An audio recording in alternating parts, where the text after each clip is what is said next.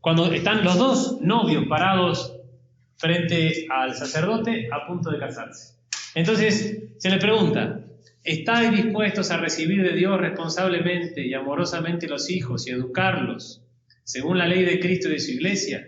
¿Se comprometen también a colaborar en la obra creadora de Dios, asumiendo la responsabilidad que les toca en la comunicación de la vida y la educación de los hijos, de acuerdo con la ley de Cristo y de la iglesia? Ustedes supongo que habrán dicho, los que se casaron, sí, ¿sí? Estamos dispuestos. Ahora, ese interrogatorio se lo hacen a todos los novios. Todos los que se casan por la Iglesia Católica, todos tienen este interrogatorio. ¿Alguna palabra cambiará? Depende la edición del ritual, ¿sí? Pero este es el último ritual. O sea que los que se casaron hace poco usaron este ritual. Y en ese interrogatorio se pueden desprender tres ideas. Y en esas tres ideas nos vamos a basar. La primera de esas ideas es que los esposos deben estar dispuestos a recibir y educar responsablemente y amorosamente los hijos que Dios disponga para ellos. ¿Entendieron bien? Dispuestos a recibir y educar responsablemente y amorosamente los hijos que Dios disponga para ellos. Cuando habla de recibir, significa que el hijo es un don. O sea que acá tenemos una embarazada. El hijo es un don. El hijo no es un derecho. O sea que yo me caso y no es que firmo un contrato y tengo sí o sí derecho a recibir un hijo. Es un don. Y por eso es mucho más interesante esto, porque nosotros no tenemos absolutamente nada que ver. Y te van a decir, no, que no. Que tenemos que llevarme bien los chicos, que trae la cigüeña. ¿Sí? Sí tenemos que ver, estamos de acuerdo. Pero es un don. Hay matrimonios que están años y años esperando un hijo y el hijo no llega. El hijo es un don. Y el hijo siempre fue relacionado con una bendición de Dios. Y el no tener hijos, o sea, la infertilidad, era una maldición, ¿sí? ¿Por qué? Porque el hijo es un don, es un regalo. Ese es el primer punto que se desprende del interrogatorio. El segundo punto, ¿sí? Siguiendo el mismo orden del interrogatorio, se les pregunta sobre el compromiso para colaborar con la obra creadora de Dios, asumiendo la responsabilidad que les toca en la comunicación de la vida y en la educación de los hijos. O sea, Dios pregunta, ¿vos querés tener un hijo? Bueno, perfecto, yo te lo doy, es un don. Pero ahora necesitamos que vos colabores. ¿Se entiende? Es al revés, no es que yo estoy buscando un hijo y Dios me lo da porque yo lo estoy buscando, sino que Dios me quiere dar un hijo y me pide que yo colabore con la obra creadora de Dios. O sea, el que manda acá es Dios, no soy yo. No depende de mí. Sí, bueno, depende de mí en mi parte en la que yo puedo participar o colaborar con Dios, pero depende de Dios. Y yo tengo que asumir esa responsabilidad. ¿Qué responsabilidad? En lo que me toca a mí, en la comunicación de la vida y en la educación de los hijos. En las dos cosas, comunicación de la vida y educación de los hijos. Y el tercer punto es que esta aceptación libre que yo tengo que hacer para el hijo que Dios me quiere mandar, tiene que ser de acuerdo con la ley de Cristo y de la Iglesia. No con la ley que yo quiera poner, sino con la ley de Cristo y de la Iglesia. Porque yo me estoy casando ante Cristo y la Iglesia. ¿Se entiende hasta ahí o no? Bien, entonces, todo lo que sea relacionado a la generación y educación de los hijos tiene que estar enmarcado en la ley de Cristo y de su Iglesia. O sea, en ese interrogatorio, ¿están dispuestos a recibir de Dios responsablemente y amorosamente los hijos y educarlos según la ley de Cristo y de su Iglesia? ¿Se comprometen también a colaborar con la obra creadora de Dios, asumiendo la responsabilidad que les toca en la comunicación de la vida y en la educación de los hijos, de acuerdo con la ley de Cristo y de la Iglesia? ¿Sí? Están las tres ideas, que el hijo es un don de Dios. Segunda idea, que los esposos tienen que colaborar para eso, para la generación y educación, y eso tiene que ser dentro de la ley de Cristo y de su Iglesia. Entonces, en base a esos tres puntos, vamos a desarrollar la charla. Así. La manifestación concreta y perfecta de la comunión entre el varón y la mujer es el matrimonio. El matrimonio está conformado por ¿quiénes? Por un hombre y una mujer, perfecto. Uno con una, para siempre. ¿Sí? Y sí o sí tienen que amarse, ¿o no? ¿Sí o no? Sí. Los que se casaron, ¿se amaban? Y esos que dicen, no, nosotros estamos casados, pero ya nos amamos más. Entonces nos podemos ir cada uno por su casa. ¿Sí? El amor es condición y es un deber de los esposos. Es condición necesaria para casarse. y es un deber. Sin embargo, si después de casado el amor se muere y sigue el vínculo, sigue estando. ¿Sí? Sigo teniendo la obligación de amar al otro, el deber de amar al otro. Entonces, de esa manifestación de amor mutuo, la expresión concreta de ese amor es un hijo. ¿Sí? Es la expresión natural. Esto lo expresa la Iglesia cuando se refiere al matrimonio en su naturaleza unitiva y procreativa. O sea, los esposos se aman. Y es tanto ese amor que naturalmente tienden a unirse. Y cuando hablamos de unión de la persona. Y para esto tengo que hacer un paréntesis. ¿Alguno de ustedes tiene un cuerpo? Levanta la mano quien tiene un cuerpo. Bien. Levanta la mano quien tiene un alma. Muy bien, perfecto. Todos los que levantaron la mano están en el horno. Porque somos una unidad. Ah, muy bien. Somos cuerpo y somos alma. Y atención con esto, ¿sí? Porque somos uno solo y somos una unidad, ¿sí? Sustancial, de cuerpo y alma, pero somos sexuados de cuerpo y alma.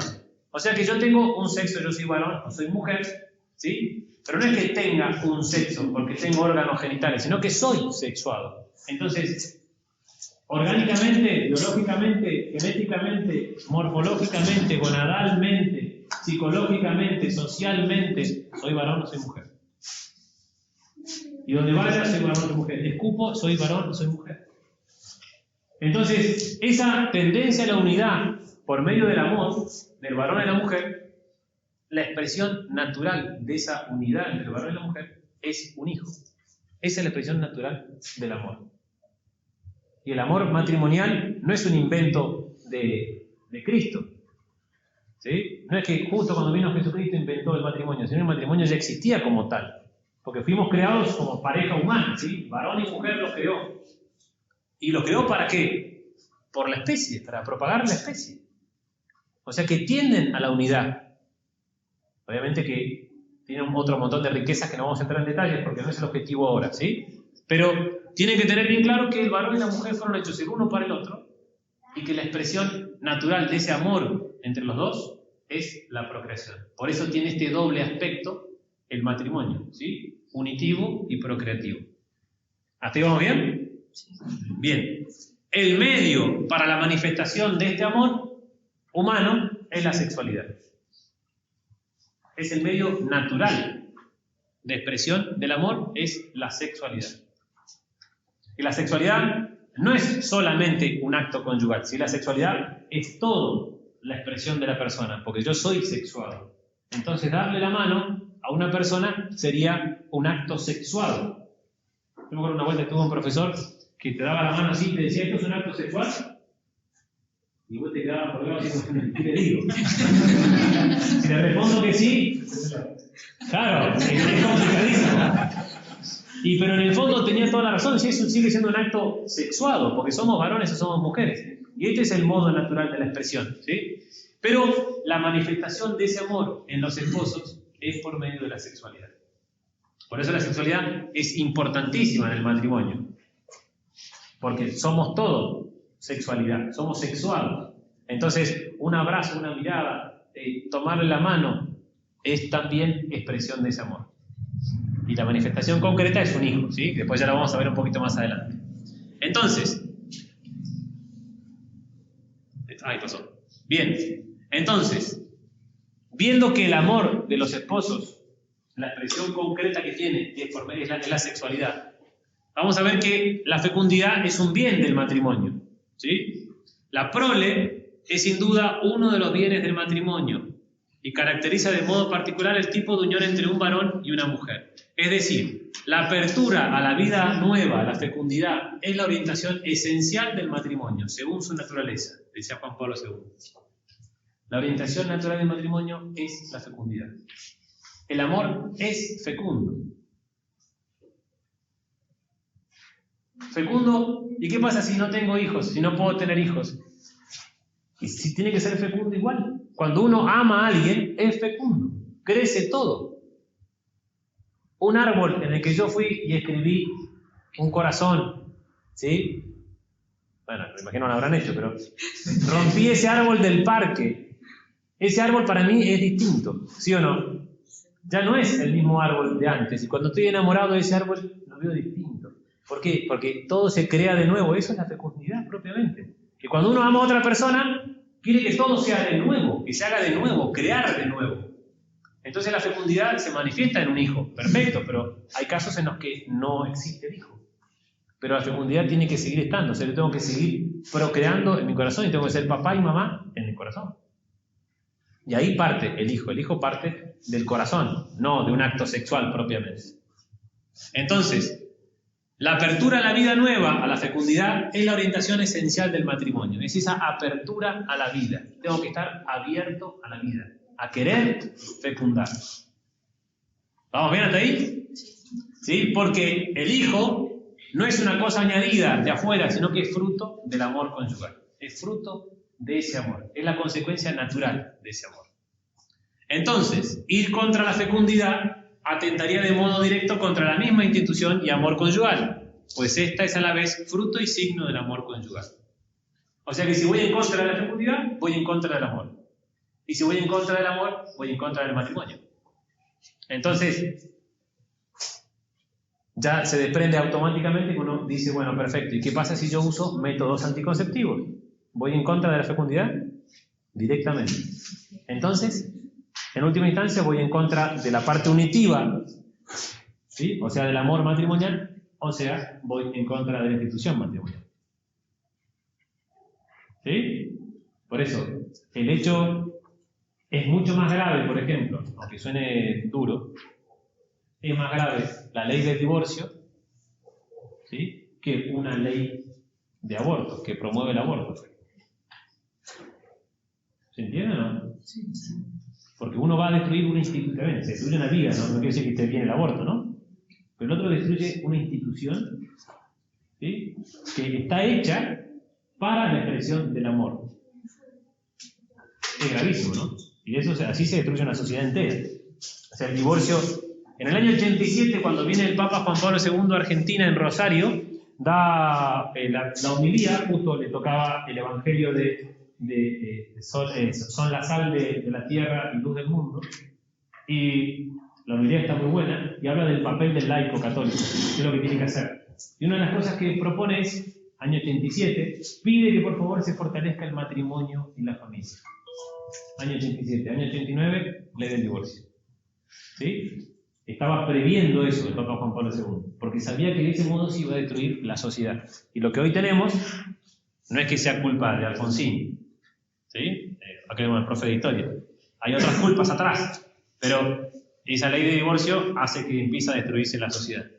Entonces, si se destruye la fecundidad, se destruye la misma institución matrimonial. Ahora bien, el acto conyugal, cuando hablo de acto conyugal me refiero al acto que hacen los esposos para la generación, ¿sí?, de los hijos. ¿Se entiende? Bien. Entonces, por su naturaleza, el acto conyugal es, en modo inseparable, una realidad unitiva, una cara, o sea, una sola carne, y una realidad procreativa, o sea, tiene que haber condiciones para la concepción humana. Conocer y asimilar estas dimensiones propias de la naturaleza hacen de suyo la aceptación de la norma que las rige. Todo esto es magisterio de la Iglesia, ¿no? Esto es Humanevit. Por propia naturaleza, el acto conyugal tiene dos realidades. Una realidad unitiva, que une a las dos personas haciéndonos una sola carne. Y es tal así que nos hace una sola carne, que yo soy lo que soy frente al otro. Por eso el hombre es un homínido que se puede mirar de frente al otro para mostrar lo que es. Y esto es desnudos. Porque yo soy lo que soy. No soy ni lo que aparento ser ni lo que quiero ser. Yo soy esto. ¿Sí? Es una unidad total, una entrega total. Y al mismo tiempo tiene una realidad procreativa. ¿Sí? Y si yo conozco y asimilo estas dos dimensiones que son propias de la naturaleza, tengo que aceptar y conocer las leyes que la rigen. Tienen leyes propias, que ahora después vamos a ir viendo. Entonces, si alguno de los esposos hace que esta entrega no sea total, en última instancia lo que está haciendo es mintiendo ese amor. Porque sí o sí tiene que ser total, tiene que ser amor total, con cuerpo y alma. Tiene que ser una sola carne, entrega absoluta de una persona a la otra persona. Si alguno de los dos se reserva algo, esa entrega no es total y eso lo que hace es destruir el amor. Porque estas dos realidades no están en la unitiva o no está la procreativa. ¿Qué pasa si yo uso anticonceptivo? Por ponerlo porque es la forma más fácil de entenderlo. Me estoy reservando la capacidad procreativa. Entonces, ¿la entrega es total? No. La entrega es parcial. Entonces, si esa entrega no es total, ya no existe esa unidad, esa una carne, esa una sola carne. Entonces, no se respeta esta unidad, ¿sí? Entonces, Juan Pablo II decía, la unidad de los dos significados, junto a la utilización de ciertos métodos de regulación de la fertilidad, serán, pues, la norma y regla moral para juzgar un acto conyugal como lícito o no. Ya lo vamos a ver un poquito más adelante, no se preocupen. Entonces, el varón y la mujer están casados, la expresión natural es la sexualidad, la expresión natural del amor es la sexualidad, y tiene una realidad unitiva y una realidad procreativa. Ahora bien, entra otro factor que es el débito conyugal. Los esposos tienen obligación de prestarse el débito conyugal al otro. Eso quiere decir que si el otro, el cónyuge, pide, ¿sí?, a la otra parte tener un acto conyugal, la otra parte está obligada a darle lo que es suyo. ¿Por qué? Porque es suyo. Porque yo ya no soy mío y ella ya no es suya, sino que cada uno se dio al otro. O sea que yo soy dueño del otro, como también soy responsable de que el otro se salve, ¿no? Y por eso esa misma unidad y ese mismo acto conyugal hace que yo santifique al otro. Es una oración. Y entonces, ese débito, ¿sí?, tiene que tener ciertas condiciones, o sea, tiene que pedirse insistentemente y tiene que ser un acto que sea propiamente apto para la procreación. ¿Se entiende? No se puede pedir, no, bueno, sí, quiero que sea de tal modo y que no sea apto para la procreación. Bueno, en ese caso puedo decirle que no. O en el caso, por ejemplo, de la infidelidad de la otra persona, o ebriedad de la otra persona, llega borracho y me pide el débito conyugal, yo puedo negárselo, ¿sí? En ese caso sí se puede, ¿sí? O sea, tiene que pedirse dentro de los límites del derecho, o sea, de modo honesto, y pedirse de modo insistente. ¿Se entiende o no? Bien. O también cuando haya enfermedades, por ejemplo, de transmisión sexual, también se puede llegar a negar el débito. Pero bueno, por eso hay que consultarlo en serio, ¿no? Y para esto entramos a algo que también es importante, que es la castidad, que es el seguro del amor.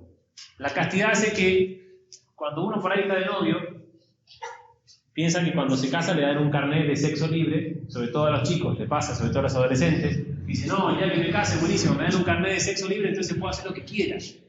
Bueno, lamentablemente no existe eso, porque está la virtud de la castidad, y la virtud de la castidad es la virtud que modera estos placeres, por más que sean lícitos.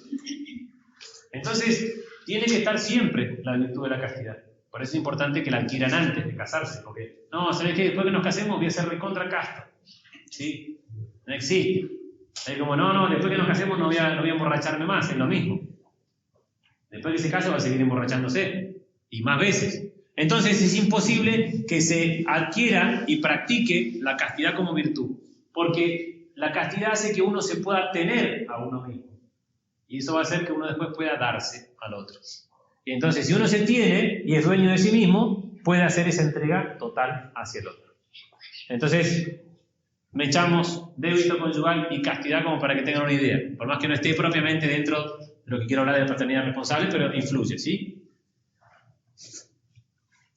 Entonces, vamos a ver propiamente paternidad responsable, los esposos ante el don de la vida. ¿Sí? Esta transformación en padres debe ser guiada, ¿sí?, por ser también una dimensión humana, por la razón y la prudencia. Pablo VI, que fue uno de los primeros en introducir la paternidad y maternidad responsable, ¿sí?, Es un término que después fue recontra manipulado y se entiende exactamente lo contrario de lo que significa. Si yo le pregunto a ustedes qué es paternidad responsable, ¿ustedes qué me dicen? Es como que le diga ley de salud reproductiva. Es todo lo contrario a lo que quiere expresar, ¿sí? Bueno, paternidad responsable fue entendido exactamente al revés, o quieren que signifique exactamente lo contrario. Significa que los esposos deberán juzgar con juicio recto, con una decisión ponderada, o sea, pesada, ¿sí? Llamar hijos a la existencia, es decir, estar abiertos a una nueva vida, que es don de Dios. Eso es paternidad responsable. Juzgar con juicio recto, con una decisión ponderada, llamar hijos a la existencia, es decir, estar abiertos a una nueva vida, que es don de Dios. O también, llegado el caso, ya vamos a ver que tiene que haber razones concretas, no llamar a nuevos hijos. O sea que la paternidad responsable, en cierto modo, nos está pidiendo que lo que tenemos que hacer es llamar hijos a la vida, ¿sí? Pero en ciertas circunstancias, llegado a algunos casos, con razones de peso, estamos obligados a no llamar hijos a la vida. Pero hay que entender que la paternidad responsable justamente no es no tener hijos, ni tampoco tener 500 hijos, sino la paternidad responsable es juzgar, ¿sí? Con juicio recto, con una decisión ponderada, llamar hijos a la existencia. ¿Se entiende o no? Esa paternidad responsable es llamar hijos a la existencia. Ahora bien, es un concepto positivo, ¿sí? Porque define el movimiento de la voluntad hacia la bondad presente en el acto sexual. Atención con lo que dice Cafarra. El querer un bien no tiene necesidad de justificación extrínseca. ¿Cuál es el bien que queremos? Por el contrario, es necesario justificar el no querer un bien. Si yo no voy a querer un bien, tengo que justificarlo. Si a mí viene mi papá y me quiere regalar un auto y yo digo, no, ¿sabes qué? No te quiero aceptar el auto. Tendría que buscar una buena excusa, ¿o no? Para convencerlo. ¿O no? Porque ustedes lo agarrarían todos, me parece. Bien. Por el contrario, necesitamos sí o sí una justificación para no querer un bien. Es decir, los esposos están llamados a la procreación hasta que se demuestre lo contrario. Porque el bien, uno de los bienes del matrimonio, es la fecundidad. Y ese es un bien del matrimonio. Y eso hace que crezca el amor, y es la expresión natural del amor. Entonces, el no querer un bien necesita sí o sí justificación. Entonces ahí tendré que poner cuáles son las razones por las que yo no quiero ese bien. ¿Vamos hasta ahí o no? Sí. Bien. Entonces, los cónyuges deberán cumplir su responsabilidad procreadora con dócil reverencia a Dios y de acuerdo a un juicio recto y formado, buscando el bien personal y el de los hijos, discerniendo las circunstancias, pero siempre buscando el bien común. ¿Sí? Esto es la Gaudium et Spes. La conciencia de los esposos deberá excluir cualquier práctica contra o anticonceptiva, dice Juan Pablo II. O sea que tenemos que buscar esa fecundidad, tratando de sacar cualquier práctica contra o anticonceptiva, buscando siempre el bien común. Entonces, depende de la conciencia de los esposos. Por eso es importante que ustedes formen su conciencia. ¿De acuerdo a qué? A las leyes que son propias, ¿sí? Las leyes de Cristo y de su Iglesia. Deberán conformar su conducta al designio creador de Dios, que se manifiesta en la misma naturaleza matrimonial, dice Pablo VI. Y la naturaleza del matrimonio, ¿sí?, está destinada a la fecundidad. Entonces, vamos a ver cuáles son las leyes de Cristo y su Iglesia para la regulación de esta fertilidad. Bien. La Iglesia muchas veces habló de paternidad responsable, ¿sí? Fíjense la cantidad de veces. 1951, Pío XII, en un discurso. 1965, en el Concilio Vaticano II, especialmente en la Gaudium et Spes número 50. En el 1968, Pablo VI, con la Humanae Vitae. En 1981, con la exhortación apostólica Familiares Consorcio, que es la de Juan Pablo II, y las catequesis que tiene sobre el cuerpo, ¿sí?, que son espectaculares, sobre el amor humano, en el plan divino, que son del año 84, son espectaculares. En el año 2005, Benedicto XVI, en las encíclicas Deus Caritas Est y Caritas in Veritate. En el 2013, el Papa Francisco, en la Evangelii Gaudium y en la Amor y Leticia, ¿sí? En todas se habla de paternidad responsable. Y en todas en el mismo sentido, ¿sí? O sea, existe una continuidad, una hermenéutica de la continuidad. Y en todas se afirma lo mismo, exactamente lo mismo, que es lo mismo que veníamos diciendo de Cafarra, ¿sí? El acto conyugal tiene que estar ordenado, ¿sí?, a un fin. ¿Cuál será el fin del acto conyugal? La fecundidad es uno, perfecto. ¿Y el otro? La unión. Son estas dos cosas, ¿sí? Acuérdense que tiene estas dos realidades. La realidad unitiva y la realidad procreativa. Ordenación al fin es el criterio del recto funcionamiento. O sea, esa va a ser la regla. ¿Está ordenado al funcionamiento? Sí, este es el recto funcionamiento. Entonces, el acto conyugal, para que sea lícito, tiene una forma apta.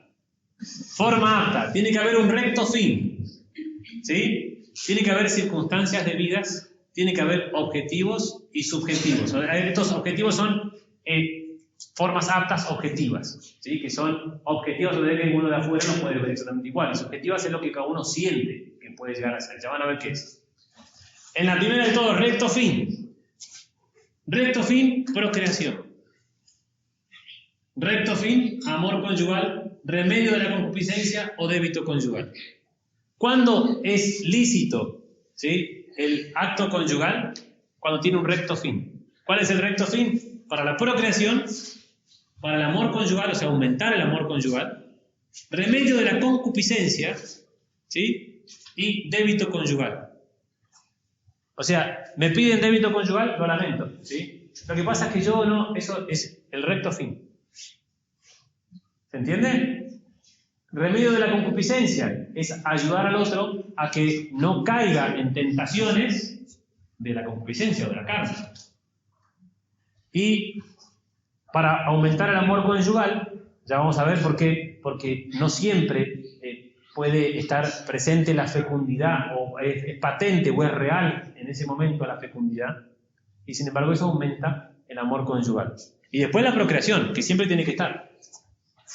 Circunstancias debidas, el lugar, para que sea lícito tiene que ser un lugar de intimidad. El tiempo de duración. Acá el tiempo también, igual que la duración del mismo acto conyugal, tiene que permitir la unión de corazones. O sea que tiene que tener una cierta duración. Y tiene que ser de un modo posible para la generación. O sea que no puede ser de cualquier modo, tiene que ser de un modo que sea posible la generación a través de ese modo. Después hay algunas cuestiones que son objetivas.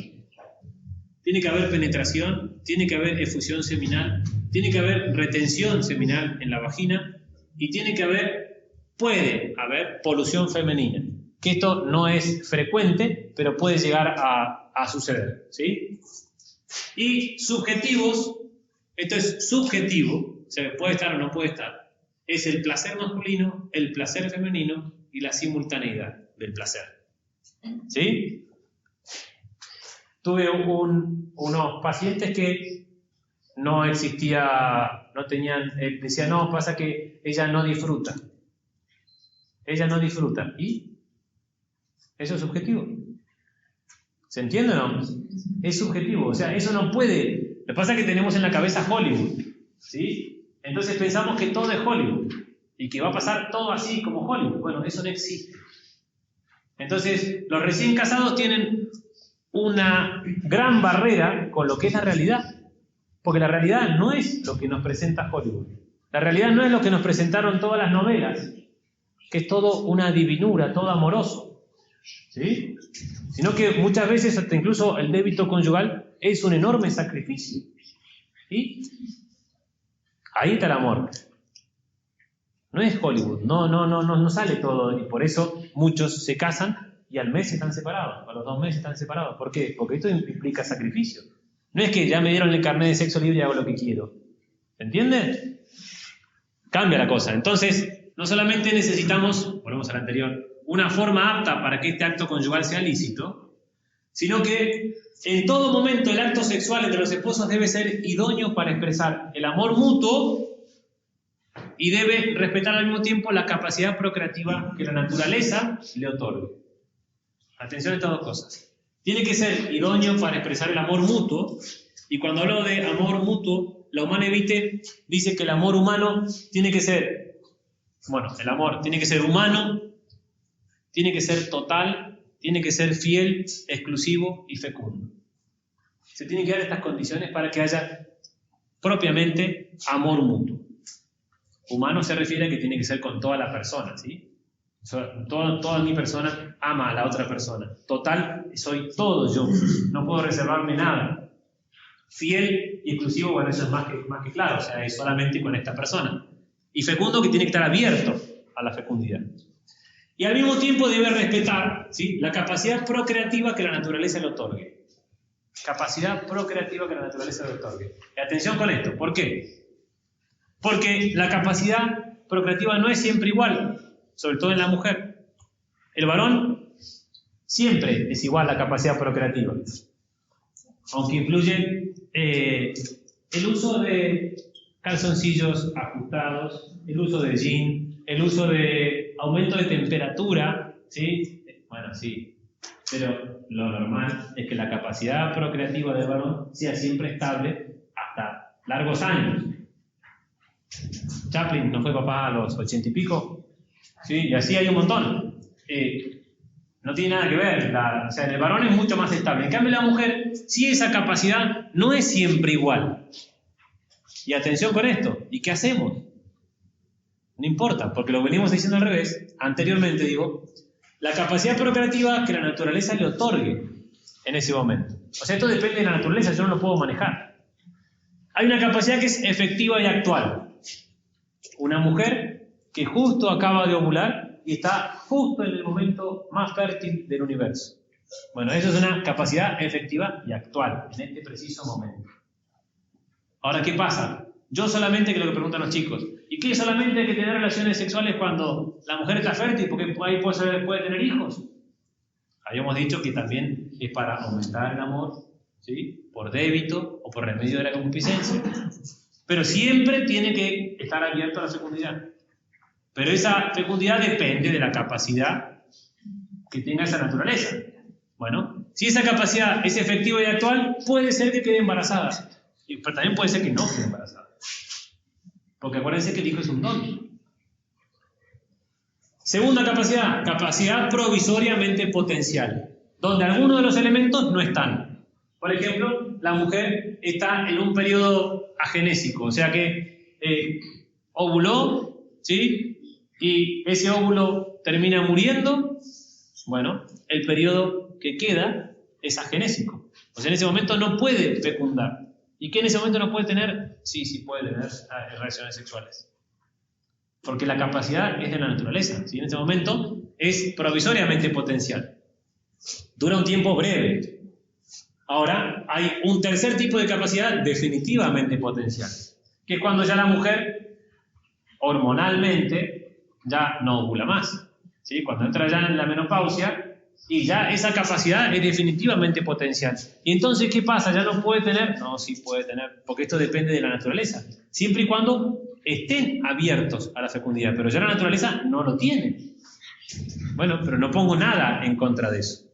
Entonces, como dice Chaput, que es un obispo, creo que es arzobispo, actualmente no sé si está en Denver o en Filadelfia, dice, no es lo mismo abstenerse de una relación sexual fértil que libremente esterilizar una relación sexual fértil.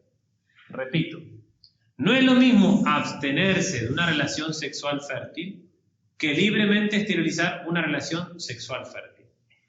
¿Se entiende o no? No es lo mismo abstenerse que esterilizar una que es fértil.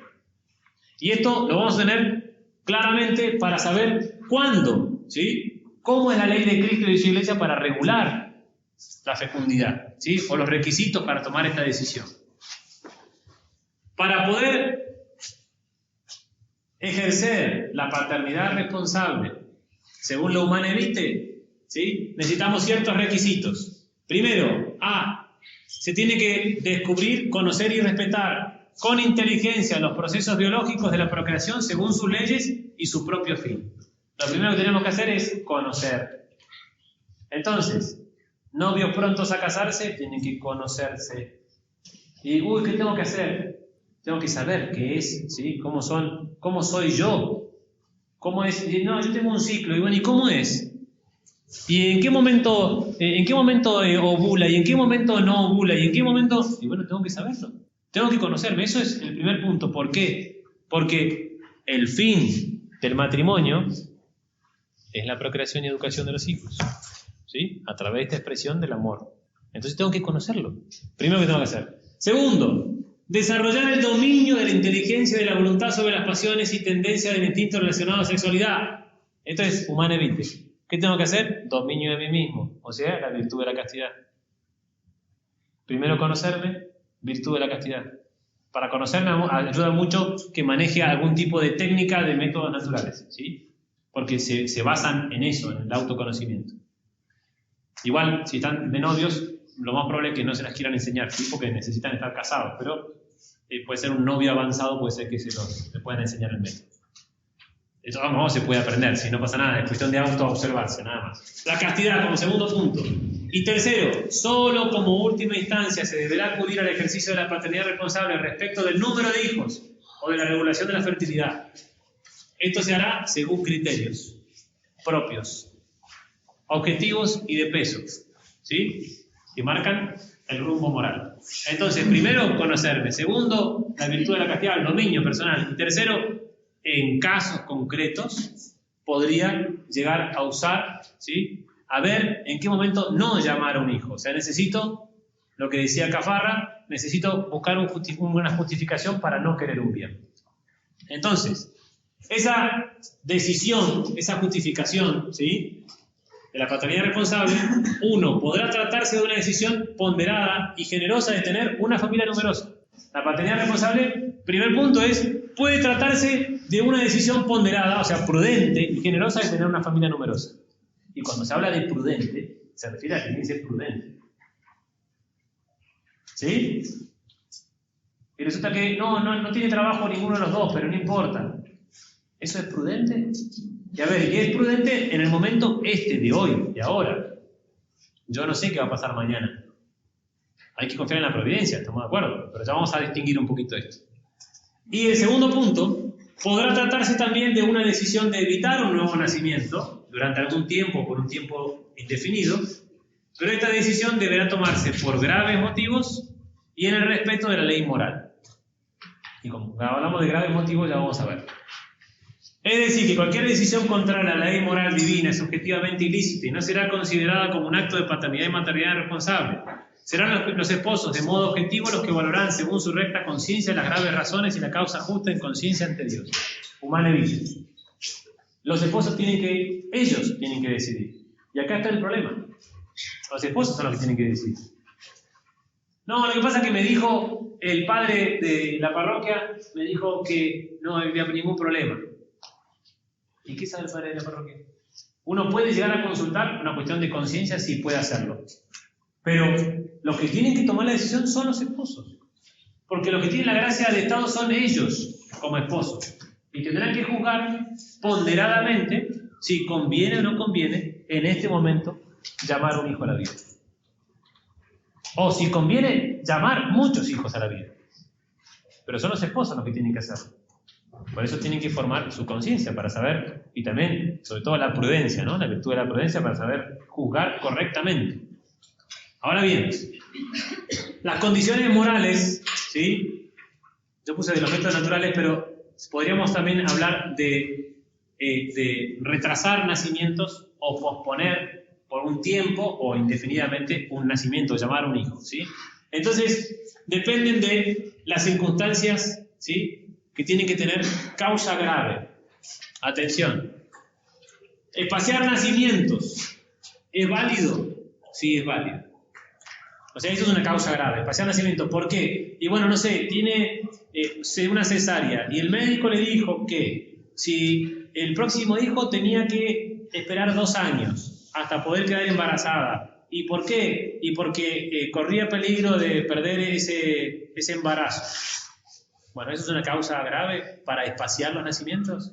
Sí, es una causa grave. O sea que en ese momento yo sí puedo usar la paternidad responsable en ese aspecto. ¿Sí? Algunos casos, no tener más hijos. Hay un montón de causas graves donde uno dice, no puedo tener más hijos. Por alguna enfermedad grave de la esposa o algún, ¿sí?, graves problemas de salud, extrema pobreza, alteraciones psíquicas, que haya leyes contra familias numerosas. O por ejemplo, no sé, me matan si yo tengo más de 2 hijos. Y bueno, en ese caso podría llegar a ser necesidad de trabajo de la mujer. La mujer tiene que salir a trabajar sí o sí y no puede estar todo el tiempo embarazada. Y bueno, habrá que, en ese caso eso es una causa, ¿sí? Ahora, atención, son ilícitos cuando hay criterios egoístas. Y por eso que hay que juzgar esposo y esposa. Y no qué opina el párroco o mi confesor. Sí puede opinar y aconsejarme, pero la decisión la tengo que tomar yo. ¿Esto es egoísta? Yo no quiero traer un hijo a la vida porque... Y la verdad que es un garrón. Yo antes dormía espectacular. El domingo me levantaba a las 11, entonces digo, bueno, ¿qué hago? A ver. ¿Y yo quiero más domingo de levantarme a las 11 o a las 7:30? Y es una complicación, ¿sí? Y después están con fiebre, no, quiero hacer. Y después vomitan, no, es una porquería. ¿Cómo voy a hacer? Puedo decir, bueno, eso es un criterio egoísta, ¿sí? Miedos injustificados, y atención con esto, porque esto es muy frecuente, los miedos injustificados. Decir, bueno, voy a poder, ¿y cómo voy a hacer yo para después poder educar a los hijos? ¿Y cómo voy a hacer yo? ¿Y podré yo? ¿Y cómo voy a hacer para poder dormir todas las noches? Capaz que no aguanto, capaz que no puedo. Y son miedos, ¿sí? Y eso es muy frecuente hoy, ¿no? Desconfianza en la divina providencia, otra cosa muy frecuente. Yo no sé lo que va a pasar pasado mañana. Si Dios me dio esta persona para que yo la ame y me case con esta persona, y la expresión natural es esto, es la sexualidad, y el fruto de ese amor es un hijo, y Dios me lo manda, bueno, entonces tendré que confiar en la providencia. O sea, Dios no se equivocó, si me lo mandó es un don de Dios, y me dará lo necesario para poder llevarlo adelante. Yo hasta ahora no conozco ningún matrimonio que haya tenido un hijo y no haya venido con el pan bajo el brazo. Pues uno no lo sabe, no se da cuenta. Pero uno dice, bueno, y esto que parecía que uno no iba a poder, y bueno, y se van dando. ¿Sí? Considerar a los hijos como una carga. Y eso también es una cosa ilícita. Y también una cosa muy frecuente. Y no, yo con 2 hijitos estoy bien, ¿sí? Porque la verdad que esto los voy a poder manejar mejor y les voy a poder dar todo lo que yo no pude tener. El hijo no necesita tener todas las cosas que yo no pude tener. El hijo necesita tener un papá y una mamá, o sea, suficiente. Y que lo eduque, que le diga las cosas como son. Bueno, entonces, considerar a los hijos como una carga sería una condición ilícita, digamos, ¿sí? Para espaciar un nacimiento. Entonces tiene que haber circunstancias con causa grave, ¿entendido? O sea, la justificación para no llamar a un hijo a la vida tiene que ser una causa grave. Objetivamente grave. No, que a mí me parece en este momento que esto es grave, ¿no? Objetivamente grave. ¿Se entiende? Bien. Entonces, ¿qué diferencia hay entre la continencia periódica, o sea, un método natural, por ejemplo, como el método de Billings, y la anticoncepción? La continencia periódica mantiene el acto conyugal con el grado de procreatividad. Esa capacidad, acuérdense, que puede ser en ese momento efectiva y actual o no. Bueno, pero lo mantiene abierto. En cambio, la anticoncepción lo priva al acto de la procreación. Mantiene unidos en el acto conyugal los aspectos unitivo-procreativo. En cambio, en la anticoncepción lo separa, ¿sí?, al procreativo del unitivo. ¿Sí? Es unitivo, nos entregamos todo, entre comillas, porque hay una parte que no entrego, ¿sí?, y separa la parte procreativa. En la continencia periódica mantiene la plenitud del significado del acto conyugal y mutila una parte de este significado del acto conyugal, la parte unitiva. Comporta la aceptación del diseño divino y del rango de colaboración con Dios, o sea, yo soy colaborador de Dios.